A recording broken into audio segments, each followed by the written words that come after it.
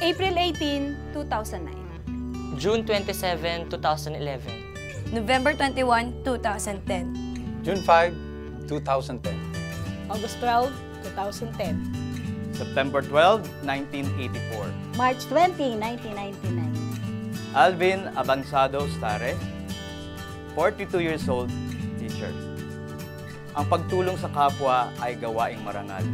Bilang isang Red Cross worker, ito ay aking ipagpapatuloy. Rosalie Gonzalez, 42 years old, businesswoman. Nag-volunteer ako sa Red Cross upang mapalawak ang aking kaalaman, lalong-lalo na sa pagtulong sa aking kapwa.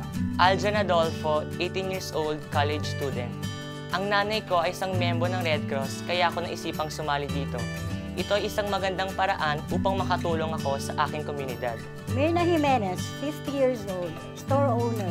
Nag-volunteer ako sa Red Cross dahil gusto kong tumulong at ma-share yung knowledge ko sa iba. Napakasarap tumulong kahit walang kapalit.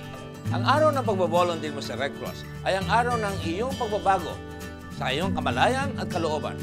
Kusang loob, malasakit, kapwa-tao at dignidad ang iyong hinahandog sa pagpawi sa kahirapan ng mga pinakasalan sa kakayahan. Ang Red Cross Volunteer ay priceless, walang sinisingil sa pagmamalasakit at pagbalik ng dignidad sa kapwa. Sali na, Red Cross 143.